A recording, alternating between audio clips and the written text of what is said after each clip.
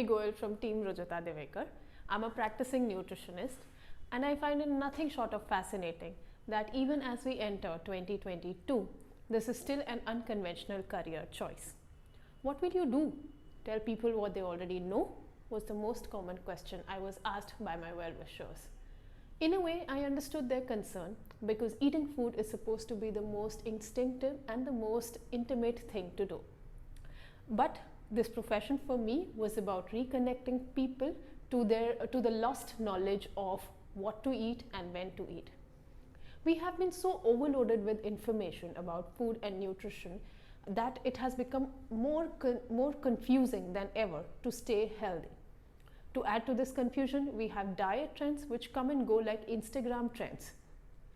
What was yesterday's villain becomes today's hero. For example, a few years back, we had the low fat, low carb diet where we were asked to give up on ghee, makhan, oils. And now we have the high fat, low carb diets where the same foods which were supposedly bad for health until a few years back are now superfoods. To break through this confusion, we need to take an unconventional approach. One where we try to understand why there is a confusion for something which comes to us naturally. So let's take a look at two phenomena that are at the heart of this confusion. The first one is nutrition transition. Nutrition transition was a term coined by Barry Popkins in 1993. He was a nutrition science researcher. He defined nutrition transition as transitioning from traditional eating patterns to Western pattern diets. Western pattern diets here mean more packaged and processed foods. Nutrition transition is more evident in developing countries like ours, where we are shifting from eating traditional foods like our poha, upma, paratha to more Western foods like cereal milk, pancakes, juices, etc. This leads to cutting down on the diet diversity and makes our food choices uniform. When there is cutting down on diet diversity, there is also reduced availability of nutrients, which is why India is now going through what is known as the triple burden of malnourishment, where we have the overweight, underweight and micronutrient deficient population. Food economists believe that rich people from developing countries attach low prestige to local foods, and the food industry has a big role to play in this. So they project eating packaged cereals, breakfast cereals, as the yummy, healthy and cool thing to do over our traditional homemade breakfast.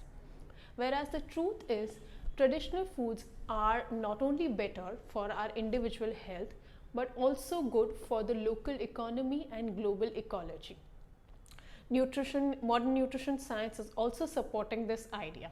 For example, the latest American guidelines of 2020 say that we must customize and eat foods which reflect our personal preferences, cultural traditions, and budgetary consideration. The second phenomena is nutritionism. Nutritionism was a term coined by Michael Pollan, who was an author, and nutritionism means looking at food from a narrow window of carbs, proteins and fats. Just like racism, ageism, sexism, nutritionism is also a discrimination where we make food choices based on nutrients. Food is not just a sum of its nutrients. It is much more than that. It is a multidisciplinary subject which reflects things like the culture, cuisine, climate and crop cycle of that food. This is called the food system approach. The weight loss industry and the food industry, however, has reduced food to just nutrients. So meat becomes protein, rice becomes carbs, ghee becomes fats. This is called the food group approach. When we make food choices as per the food group approach, we only add to the confusion. Modern nutrition science has now moved from nutrient-based dietary guidelines to food-based dietary guidelines, or FBDGs. In fact, UN Food and Agriculture Organization says that FBDGs advise on foods, food groups and dietary patterns to provide nutrients for the health of general public and to prevent chronic diseases. Let me tell you about the observations and findings of a public health project that we had conducted in 2018. This was called the 12-week fitness project. The objective of this project was to understand the impact of culturally relevant food and lifestyle guidelines on public health, that is, the food system approach on public health. This project was conducted from Jan to March 2018. More than 1,25,000 people from over 40 countries participated in this project. During this project, one guideline every week was given to be followed cumulatively. The guidelines were simple and covered tips related to food and eating practices, activity levels and exercise, and lifestyle habits. All the food guidelines were traditionally relevant, which is how people were able to relate to them and also follow them easily. At the beginning of the project, we asked the participants to rate themselves on 6 metabolic health parameters: energy levels through the day, sleep quality in the night, acidity, bloating, indigestion, sweet cravings post meals, in case of women, PMS and period pain, and lastly, exercise compliance. We asked the participants to rate these health parameters every week after every guideline. Additionally, we also asked them to take their waist measurement at the navel at the end of every month. At the end of the program, when we analyzed the results, we found a significant improvement in all the health metabolic parameters. There was about, on an average, 40 to 65% improvement in them. Additionally, more than 80% participants also lost at least an inch from their waist circumference. Because these guidelines were traditional and easy to follow, they were sustainable, and therefore at the end of a whole year, we found that more than 90% of the participants still continued to follow the guidelines. The 12-week fitness project has been published in an international journal of public health, and in fact, we were also invited to present the findings at FENS 2019 Dublin, Europe's largest nutrition conference. So now that we know that nutritionism and nutrition transition leads to more confusion, I would like to share a few guidelines from our 12-week fitness project that are simple, easy to follow, and will also help us steer clear from the food confusion. So the first one is eat a hot homemade traditional breakfast. It could be anything like poha, upma, dosa, paratha, thepla, depending on the region that you come from. Eating a home cooked breakfast reduces the usage of packaged and processed foods like breakfast cereals, juices, etc.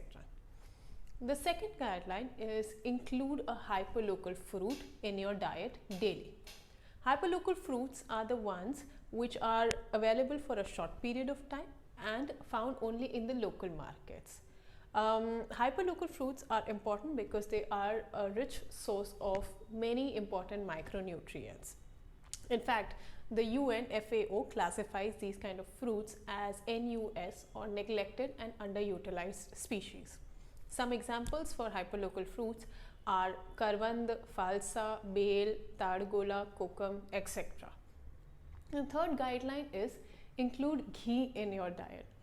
Ghee is a source of a special strain of fatty acid called short chain fatty acid, which is prebiotic in nature. Therefore, it helps in improving digestion and bowel movements. Ghee also helps in absorption of fat soluble vitamins like vitamin A, D, E, and K. The fourth guideline is eat your dinner 2-3 hours before bedtime. An early dinner allows it to get digested well so that you can enjoy a good quality sleep. In many regions of our country, rice-based foods are traditional dinners. For example, khichdi, dal rice, sambar rice, dahi rice are some of the common dinners. Rice is good in dinner because it is light. In fact, it is a prebiotic which allows the gut bacteria to grow so that you have a good digestion and you wake up clearing your bowel well the next morning. Rice also contains a special set of amino acids called branched chain amino acids, or BCAA, which helps in muscle recovery and growth of strength. The last guideline is bring back all the cold press oils in your diet. Traditionally, cold press oils were known as kachi ghane ke oils, and our cuisines were fine tuned to these oils. For example, the Western cuisine mostly uses the groundnut oil, the Eastern cuisine mostly uses the mustard oil, and the Southern cuisines use the coconut oil. Cold press oils are important because they allow for absorption of all the fat soluble vitamins, particularly the vitamin D. Vitamin D is important for bone strength and hormonal balance. Also, having essential fat in the diet helps in proper blood sugar regulation and prevents sweet cravings post meals. All of these guidelines are not just brought to us by our grandmother, but they are also supported by the latest modern nutrition science. At the end, I would like to point out that out of 17 Sustainable Development Goals by the UN, 2 of the top 3 goals are related to food, nutrition and well-being. This goes to show that food is the main driver for growth and development. However, food confusions do not allow us to be our fittest selves. Therefore, it is very important that we bring back the old food conventional, which now seems to appear as an unconventional approach. We need to take an approach where we do not look at food from a small window of carbs, proteins, fats and calories, but look at it from a wider perspective of culture, cuisine, climate and crop cycle.